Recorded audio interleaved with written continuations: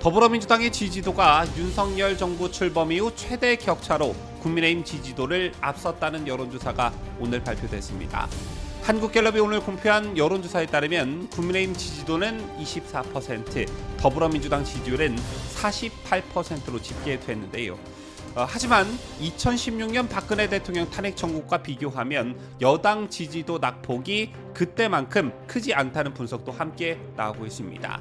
자, 그리고 이번 한국갤럽의 조사에 눈에 띄는 부분이 한 가지가 더 있었는데, 장래 대통령으로 누가 좋다고 생각하는지를 물은 조사에서는 민주당 이재명이 37%, 국민의힘 한동훈이 5%, 홍준표 대구시장이 각각 5%를 기록했습니다. 한동훈의 추락이 여기서도 확인됐는데, 그런데 더 놀라운 것은 국민의힘 지지층만 따로 떼어놓고 보니 한동훈은 16%, 홍준표는 18%를 기록해 홍준표가 한동훈을 앞질렀습니다.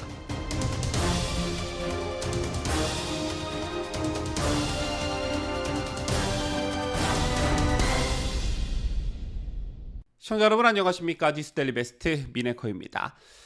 지금 이 마당의 여론조사가 뭐가 중요하겠냐마는 여론조사를 가지고 민주당이나 좌파 진영에서 여론전으로 적극 활용하고 있기 때문에 부정적으로 나온 것은 최대한 방어를 하고 긍정적으로 나온 것은 최대한 알리는 그런 노력이 필요한 시점이 아닐까 생각합니다.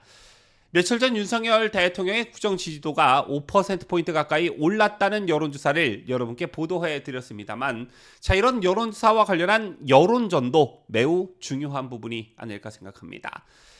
이런 가운데 매주 금요일 발표되는 한국갤럽의 여론조사가 오늘도 어김없이 공표됐습니다. 그 결과 더불어민주당 지지도가 윤석열 정부 출범 이후 최대 격차로 국민의힘 지지도를 앞서는 것으로 조사됐는데요. 그러나 이게 꼭 절망적으로 받아들일 게 아니라는 것입니다. 그 이유는 잠시 후 설명하기로 하고, 한국갤럽이 지난 17일부터 19일까지 전국만 18세 이상 유권자 1000명을 대상으로 조사한 결과 국민의힘 지지도는 24%, 민주당은 48%로 집계됐습니다. 일주일 전 조사와 비교해 민주당은 8%포인트 올랐고 국민의힘은 변동이 없었는데요. 지금 이런 참혹한 정치 상황에서 국민의힘의 지지율이 더불어민주당의 지지율보다 높을 것으로 기대하는 국민들은 아마 안 계실 것입니다. 자, 그런데 주목할 것은 지난 박근혜 대통령 탄핵 정국 때와는 다른 양상을 보이고 있다는 것인데요. 2016년 박근혜 대통령 탄핵 정국과 비교하면 여당 지지율도 낙폭이 그때만큼 크지는 않다라는 것입니다. 당시 여당이었던 새누리당의 지지도는 2016년 4월 총선 직후부터 같은 해 10월 초까지 29%에서 34%였으나 국정농단 사태 본격화 후 12%까지 하락했고, 그해 12월 탄핵 소추안 가결 전후로는 거의 변함이 없었습니다. 자, 그런데 물론 타격은 있지만 그때만큼은 아니다. 지지층들이 크게 동요하고 있지 않다는 게 요즘 발표되는 여론조사상에서도 나타난다. 이런 분석을 할 수 있겠는 것이고요. 자, 그리고 오늘 발표된 한국갤럽의 여론조사 중에 눈에 띄는 부분이 더 있었는데, 장래 대통령으로 누가 좋다고 생각하는지를 물은 조사를 보면 민주당 이재명이 37%, 국민의힘 한동훈과 홍준표 대구시장이 각각 5%를 기록했습니다. 한동훈과 홍준표의 지지율이 붙었다라는 게 또 확인된 것인데, 그 뒤를 이어 깜빵간 조국혁신당 조국이 3%, 오세훈, 김문수, 이준석, 유승민이 각각 2%로 집계됐습니다. 자, 그런데 눈에 띄는 게 한 가지가 더 있었는데, 민주당 지지층에서는 이재명 지지도가 69%였고 국민의힘 지지층에서는 한동훈이 16%, 홍준표가 18%를 기록했다는 점입니다. 홍준표 대구시장이 한동훈을 처음으로 앞선 여론조사가 나왔다는 것인데요. 이런 게 바로 탄핵의 역풍이 아닐까 생각합니다. 차기 대권과 관련해 한동훈은 아니다. 최소한 국민의힘 지지층이나 보수 성향의 국민들 사이에서는 한동훈 아웃, 이렇게 판단을 하고 있다는 게 이런 여론조사상에서도 나타나고 있다. 이렇게 분석이 된다는 것인데요. 아시다시피 현재의 국민의힘은 그야말로 난장판입니다. 그 원흉이 바로 한동훈이고, 대통령과 당을 쑥대밭으로 만들어 놓고 쫓겨난 게 바로 한동훈입니다. 그런데 아직도 몇 주 만되는 한동훈 추종 세력들이 국민의힘 내에서 남아 당을 어지럽히고 있습니다. 어제 조선일보의 보도를 보신 분들은 아시겠지만 국민의힘 의원들이 모인 단톡방이 조선일보에 그대로 공개가 됐습니다. 12월 3일 비상계엄 당시 국민의힘 의원들이 단톡방에서 나눈 대화가 그대로 언론에 공개되는 어처구니없는 일이 있었고요.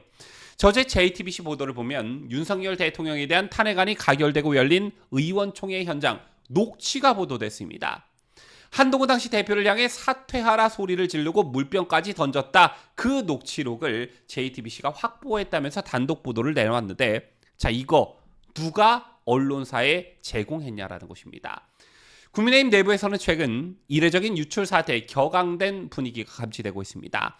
긴박했던 12.3 비상계엄 당시 의원들의 텔레그램 단체 대화방과 윤석열 대통령 탄핵 소추안이 가결된 직후 소집된 14일 비공개 의원총회 녹취가 언론 보도를 통해 연일 공개되면서 이에 대한 성토가 이어지고 있다는 것인데요.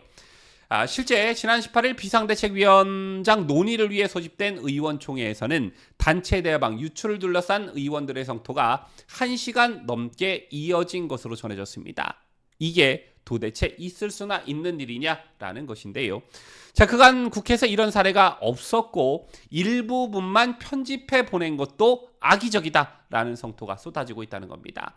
자간 정당의 비공개 의원총회에 대한 언론 보도들을 보면 언론사 기자들이 의원총회를 마치고 나오는 개별 의원을 접촉해 전해 들은 내용을 보도에 활용하거나 닫혀있는 의원총회장의 문에 귀를 대고 안에서 무슨 소리가 있는지 듣고 보도하는 형태, 고성이 들렸다라던가, 자, 이런 보도들이 일반적이었으나 언론사의 의원 단톡방이 전부 까발리거나 의총에서 녹취를 해서 이를 언론사에 까발리거나 하는 일은 없었다라는 것입니다.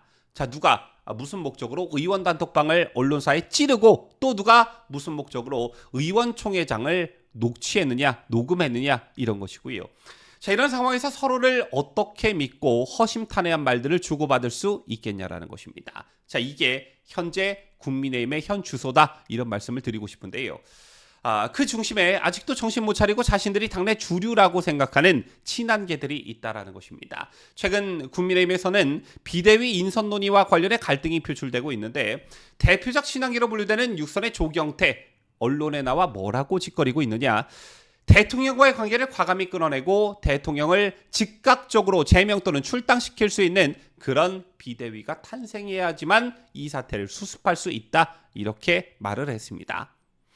육선이면 최소한 국회의원직을 20년 이상 했다는 것인데 조경태 민주당에서 건너온 인물이죠. 그런데 문제는 아직도 갈피를 못 잡고 저런 말을 방송에 나와 하고 있다는 것입니다. 한동훈은 이미 국민의힘 지지층은 물론 보수우파 진영 전체에서 아웃당했습니다. 자, 이게 의미하는 것은 대통령 탄핵을 잘못했다는 것을, 그리고 그것을 주도한 한동훈에게 철퇴가 내려졌다는 것을 의미합니다. 그렇다면 당장 국민의힘 의원들이 할 일은 무엇이겠냐라는 것입니다. 대통령이 비상계엄을 내릴 수밖에 없었던 이유, 대통령이 피를 토하는 심정으로 국민들에게 하고 싶었던 말들을 국민의힘 의원들이 직접 나서 국민들을 상대로 설파해주고 설득시켜줘야 하는 게 맞는 게 아니냐라는 것이죠. 대통령이 탄핵을 당하는 초유의 사태가 벌어졌음에도 불구하고 대통령의 지지율은 오히려 오르는 현상을 보였고, 집권여당 국민의힘의 지지율도 물론 하락하긴 했지만 2016년 박근혜 대통령 탄핵 때와는 다른 양상을 보이고 있습니다. 한동훈도 그렇고 친한계도 그렇고 틈만 나면 국민 눈높이 이러는데, 과연 이들이 말하는 국민 눈높이라는 게 어느 국민을 상대로 한 눈높이냐라는 것입니다. 그래서 잠시는 충격이 있을지는 모르겠으나 잠시는 타격이 있을지는 모르겠으나 한동훈과 한동훈 부류를 완벽하게 쳐내야 국민의힘이 산다. 저는 이런 확고한 생각을 가지고 있습니다. 지금까지 저는 자유대한민국을 소화하는 뉴스데일리 베스트 미네커였습니다.